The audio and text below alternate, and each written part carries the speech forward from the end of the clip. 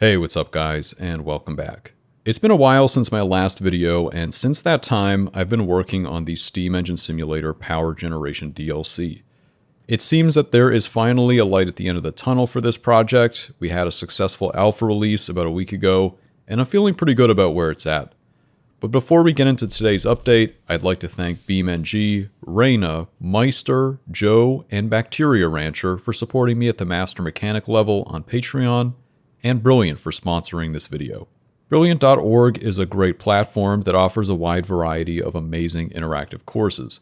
These courses have high-quality hands-on practice problems and demonstrations to make sure that you fully understand the subject matter they cover. This is obviously way better than reading a bunch of facts and then not retaining them 30 minutes later. Learning a little each day is also a great habit in general and will help you to take your skills to the next level. Brilliant even offers programming courses like this one teaching Python, a language that I use all the time for things like my Discord bot and my custom development tools. Overall, it's a really great service and I highly recommend trying it out.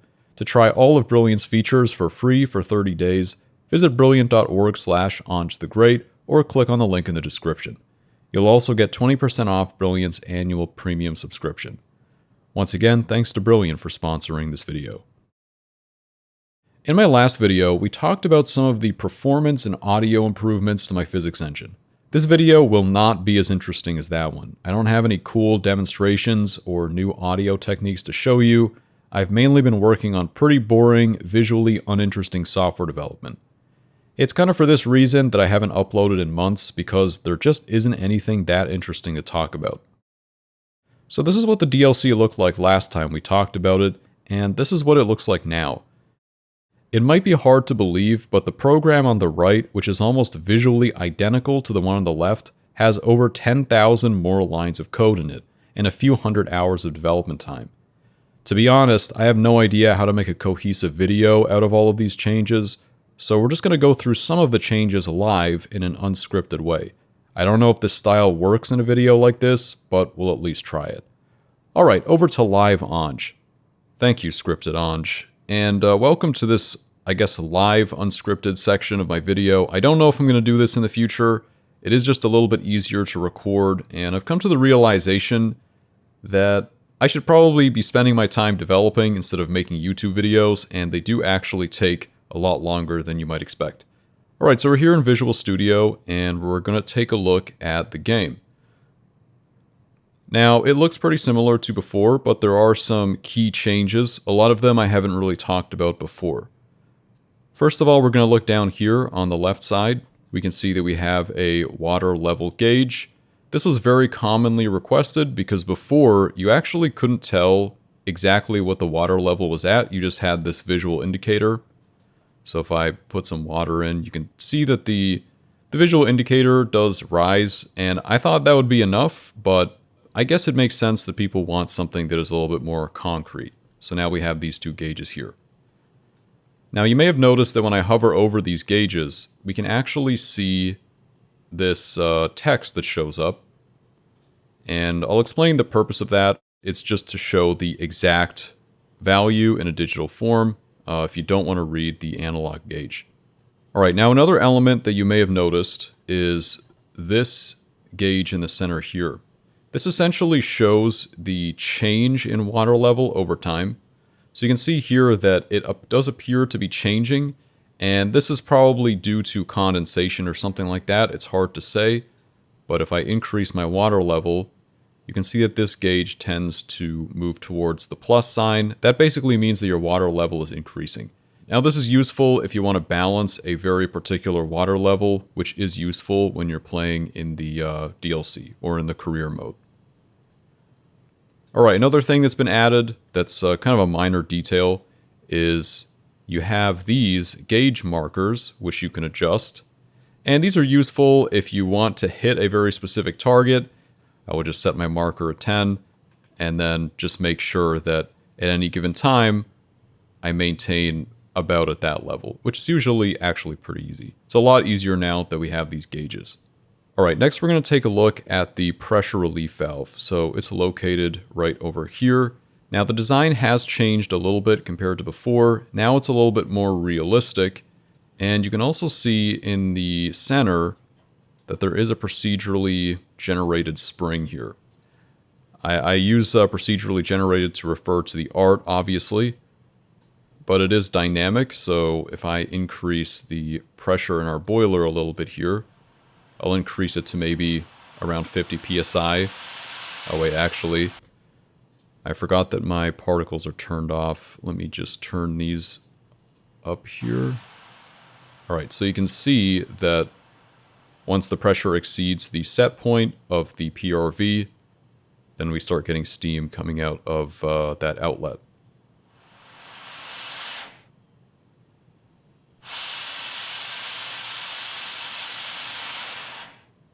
And that just allows the player to more precisely regulate what pressure they want in their boiler.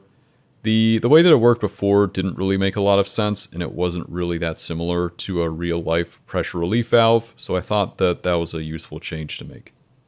Alright, next we can move to the other side of the engine, where quite a lot of stuff has changed here. I didn't really mention it in the last video because it wasn't really relevant to the topic of the video, but first we'll take a look at the brake. So the brake has changed quite a bit. I was never really that happy with the way that the brake worked before, but now I think it more closely resembles something that is physically plausible. So you can pull on this lever, it tightens this spring, and then just adds more pressure to the brake pad. And if you want to hold the brake in a particular position, you have this screw here, and it will force the brake to, I guess now it's at 65%. And you can also manually go beyond that if you want to. Now, the biggest change, which I haven't discussed up to this point, is the reverser. Now, if you're not sure what a reverser is, it actually serves a few different purposes. So the first purpose that it serves is that you can reverse the engine, which is kind of obvious from the name. If I move the reverser into this position, the engine will run in reverse. And if I move it into this position, it will run forward. And the convention in this game is counterclockwise is meant to be forward, and clockwise rotation is meant to be reverse. And I believe that was just based on the convention for the original model steam engine that this game was based on. Now, when you're in the neutral position, I'll just use the starter motor here to demonstrate. So you can see that the inlet valve actually never opens when the reverser is in the neutral position. And that basically means that no steam is actually going into the cylinder. You're not getting any force pushing downwards on the piston, and you're not really getting any power out of the engine. Now, if I change this over into the full forward position, you can see here that the inlet valve opens all the way, and it stays open for quite a while in the downward stroke of the piston. If I move this to a lower position, you can see that the inlet valve barely even opens, and that allows you to run a little bit more efficiently when you're under light loads. Now, I know it's not that obvious from this visualization, but actually it does a little bit more than open a smaller amount. It actually opens for less time. It's kind of like VTEC for steam engines. Veteran players of Steam Engine Simulator probably remember that in the top left corner there was a window that had some basic information. I believe your brake setting and throttle setting and things like that were also shown there. All of this is now completely redundant, and I believe one of the main reasons why people used that window was to see their engine speed and their max engine speed. So now you don't need that because you actually have these readouts here. So you can see that my max speed up to this point has been about 17 RPM, and you can also reset this with the R key. This is kind of important because people seem to enjoy trying to make the steam engine go as fast as humanly possible, and now it's just directly visible in the game without having to have that annoying window. It's a similar story for the controls. If you would prefer to see the readouts of all the controls all at the same time, then you can just press E and that toggles them on. So you can see that my throttle is closed, but I can see the exact amount that it's opened, and I added a little bit of extra precision compared to how it was in the original game as well. Now, the other function of that information screen was also to teach the player the controls. So I've changed the way that this works now. It's now in the pause menu. So if we go back to the pause menu here and click on controls, you can see that they're just all listed here. It's not really anything fancy. I know that players would probably like to be able to rebind controls to other keys. I don't think it's too much of a problem for this game because most of the controls are handled with the mouse anyway. A lot of these are mainly for Steam Deck users who just rebind these to the controls on the Steam Deck. I'm not really too familiar with the Steam Deck, but I do know that this game is officially compatible with the Steam Deck, so I want to make sure that those people can play as well. Alright, so the next thing that I want to talk about is performance. I've made quite a lot of performance improvements, both to the interface of the game, but also the simulation itself. So we can see the frame rate in our debug screen here, and we're sitting at about 1600 to 1700 frames per second. I can usually get to about 2400 frames per second if I don't have my screen capture software on, and I'm also recording my voice, so that also affects things. But yeah, it's about 1700 to 2400 frames per second. And as everyone knows, and a lot of people have commented about it, my hardware is pretty old. I don't really care to upgrade it right now because it works fine for me. But I'm running a 1080 Ti. It was a pretty good rig a few years ago when I built it, but it's pretty outdated now. But honestly, it still works fine for my purposes. Anyway, I've made some major improvements also to the audio engine. And in order to debug this on computers that are not my own, I added this kind of junk interface. Basically, it shows some performance metrics. Like, for example, this bar here is for your real-time factor. In other words, your CPU usage, I guess, is one way of thinking about it. I'm sitting at about 15% right now, which means, I mean, the best way to think about it is that means that I could run, I guess, 5 more of these simulations on a single thread, and it would be fine. This interface has been pretty useful for debugging audio issues on other people's computers. It was a real nightmare before, but at this point, the audio system is pretty robust. I'm pretty happy with it, and I'm going to use it later on Engine Simulator. It's definitely a major improvement from the old one. Oh, and also, I forgot to mention, just as I moved that, so I added smooth camera movements. It's not really that noticeable when I'm just moving with the mouse, but you can tell when I reset the view that it's smooth, and it just wasn't before. Alright, so that's pretty much it when it comes to the base game. Obviously, a lot of these changes are really deep within the game itself, and it's kind of hard to discuss all of them, but those are probably the ones that are the most relevant to us. So now we're going to take a look at the DLC. The way that you get to the DLC is you just go to the main menu here, and in this case, we are interested first in the Urban Power Generation mode. I just realized actually that my developer hacks are off, so it just wants to lead me to the store. Let me just take care of that. So we'll just update this to turn on my developer settings. Alright, and now if you return to the main menu, I should be able to open the DLC. Alright, so it looks pretty similar to how it looked before, with the exception of like the reverser has been changed and things like that. The interface right at this moment is in a pretty weird state because I've been doing some testing, and also my developer hacks are on, so a lot of this is not really possible, like you can tell, because none of the wires are connected, and the engine is not running, but the town is somehow powered. Just pretend like you didn't see that. That's just because I have this force-powered setting on. Okay, so the first thing that I want to look at is boiler sediment. Now, it's kind of hard to tell. Maybe I'll put a little bit more water in here, just so that it's more obvious. Alright, so there are a few things to notice about this water. First of all, you might notice that it is a slightly off color. The color indicates basically your concentration of particulate and minerals and other things that are contaminating the water. This kind of acts like an unintentional distillation setup. So as you boil more water off, some of the sediment tends to settle at the bottom here. And I did add an entire simulation for this. So the sediment acts as an insulator, and it prevents heat from getting from the heater into the water. So it just makes your engine less efficient. And you can see that sediment building up here. It's this brown color at the bottom, and it will continue to rise until it actually blocks this and prevents water from even coming into the boiler. All right, the next thing to look at is over here. So this is a temporary button, by the way. A lot of the stuff here is temporary, like this pause button, for example. This is actually just a greater than sign. It is going to be, a real play button and pause button, but we haven't gotten to that point yet.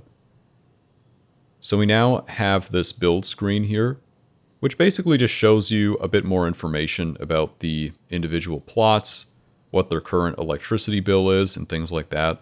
Also, I added, I think before, these empty plots just had nothing on them. I added some trees, and I think it's kind of hard to tell, but in the back here, there's an RV and things like that. I thought that was pretty cool. So this is just an interface that allows players to build buildings and just get more information about their city. If we move over to the left here, you can see that some of these tasks are red. It doesn't seem like anything that groundbreaking, and it's not anything groundbreaking, but basically these are tasks that can be failed. Before, there weren't any tasks where you could fail. Every task had to be completed before moving on to the next phase of the game. This was a bit of a problem because then you can't really have side quests, which is what these are. Now, the reason for having the side quests is because I thought that there needed to be a little bit more things to do in the game. It tended to get a little bit monotonous as you got into the late game, so that's why I added these. A few of them are visible here. I know that I'm revealing some spoilers, but there are actually a lot more, so you don't have to worry about that. But you can see here, one of the missions that I created is that you have to signal the fireworks at midnight on New Year's Eve. And it's just kind of cool because as soon as you blow the whistle, the fireworks go off, and it basically makes the town happy. And that increases the popularity bar over here. You can see that I've missed a lot of these. I guess I was doing some testing on this, I don't remember. And I'm not very popular right now, and that's the reason why the popularity bar is down, obviously, but also the demand bar is down, and people just don't want to move here because they don't like me. Not the most realistic simulation of a city ever, but it's a game about a steam engine, so I took some creative license with certain aspects of city management. All right, now probably the most important feature is this marketplace feature here. Essentially, this is where you get your upgrades for your steam engine. And yes, I did finally add upgrades to the game. Now I want to talk about this for a second because a lot of people have requested this, and it 100% makes sense why you'd request this. I mean, basically every game has leveling up and upgrades of some kind, and it's such a traditional, tried and tested technique. For some reason, I thought it wasn't necessary, but also it wasn't really that I thought it wasn't necessary. It actually wasn't even possible before. The infrastructure in the game just didn't really allow for it. The simulation was a little bit unstable, and I was kind of concerned that if I added any modifications to it, I mean, the amount of testing that would have to be done would just be excessive. So I thought it was just infeasible. Anyway, a lot of things have changed since then. And at this point, the simulation is pretty robust, so I actually didn't have any problems adding a lot of these. And it definitely added significantly to the game. So you can see here that when we click on one of these upgrades, it shows some information about it. It also shows how much life is remaining for things that have to be replaced. So for example, in these piston seals, you can see that my piston seals are still fine, probably because I haven't even run the engine yet. But eventually, they will not be fine, and when that happens, they need to be replaced. And all of that also factors into the simulation, so it reduces your efficiency, and at a certain point, you also start to see pretty significant power loss, so this kind of becomes necessary. Now, you can also see down here that there is a repair checklist. And this updates in real time. So if I go over here and put my transmission in something that is not neutral, you can see that this interface tells me that I'm not ready to do this repair. Now, this is important because this is where some of the strategy comes in actually conducting some of these repairs and also adding the upgrades.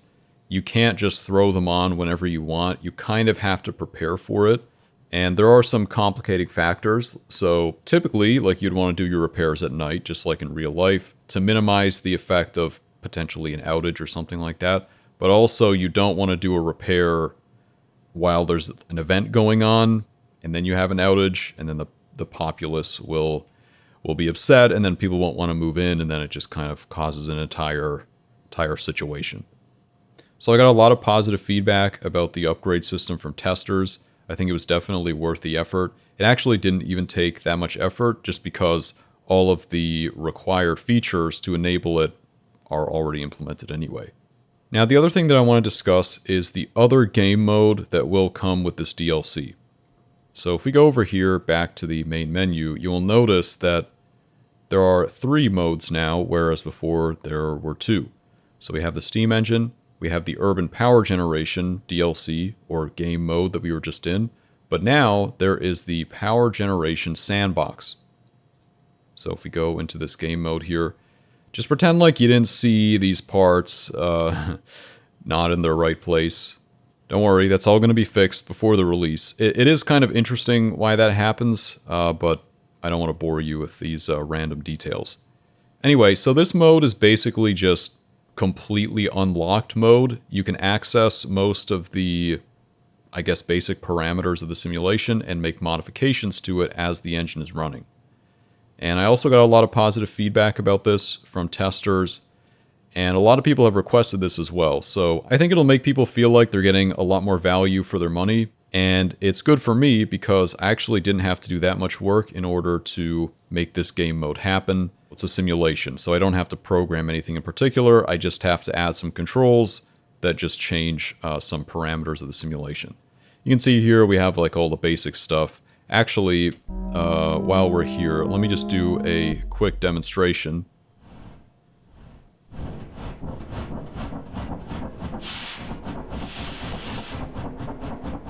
Alright, so we'll just get this into some kind of steady state. Alright, so if we increase the amount of blow-by, you can actually see that steam starts coming from the bottom of the cylinder. Let me just add a bit of a load to this.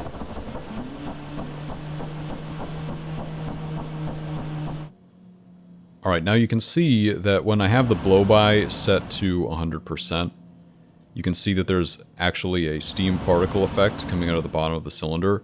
This is useful, especially when you're playing in the career mode, because you can basically tell when your piston seals are gone and need to be replaced. But I also just thought it was a cool detail. It works in the base game mode as well, but I turned the effect down a little bit because I just thought it was a bit distracting if you don't really care about that detail. I can definitely imagine a lot of people spending a lot of time in this mode trying to maximize how much power they create, and it's basically just the base game, but better. And it also allows you to make modifications to the steam engine. Pretty minor modifications, but still cool to mess around with, at least for, 30 minutes to an hour. I think the average playtime for the original game was about 20 minutes. I think you can definitely get a little more than 20 minutes out of this if you really want to. But yeah, I just thought it was something easy to add, and I think it'll make a lot of people happy. And that's pretty much it for this update. So far, the testers are reacting way more positively to this version of the game. A lot of people have spent over 5 hours playing it, some more, some up to 15 hours, and the late game is not done or balanced yet. The game does have an entire story with an evil NPC, an end goal, side quests, and other typical gameplay features. Basically, I kinda went all out on this, but I am pretty happy with the result. I know this project has dragged on for quite a while now, but it's finally fun, and that's really all I wanted to achieve. There are a few things to finish before the release. You may have noticed that some of the assets were kind of rough, the upgrades and parts are also missing art right now, but I left a lot of this more basic stuff for the end after I had confirmation that the testers enjoyed the game. Also, I just want to talk about something quickly. In one of my earlier videos where I discussed the dismal initial rounds of testing, I saw a lot of people blaming the testers for some reason, and I feel like this is partially my fault. Contrary to what a lot of the commenters said, the beta testers were not kids, and they're definitely not stupid. Some of them have actual research backgrounds, some of them operate real-life Steam engines. The reality is, the game was just not good, and I think if a lot of you played it for yourself in that state, especially after paying your hard-earned money for it, you would agree. Ultimately, the tester feedback was instrumental in getting the game to this state, and if it succeeds, I owe a lot of that success to these volunteers and their willingness to give honest feedback, even if it was harsh. Which I specifically asked for, by the way, if you read my original Discord post in that video. Also, some people were expressing concern that I sounded stressed or tired. Don't worry, I am totally fine. This is basically my dream job, and I would not trade it for anything. I am trying to clarify my priorities a little bit, hence the slightly different style of video today. I just don't think I can put that much time into my YouTube channel. It kind of just is what it is. Engine Simulator is also still a thing. I actually worked on it quite a bit in August, and I even made an Inline 5 and Inline 6 demo, and here's like a short clip of that.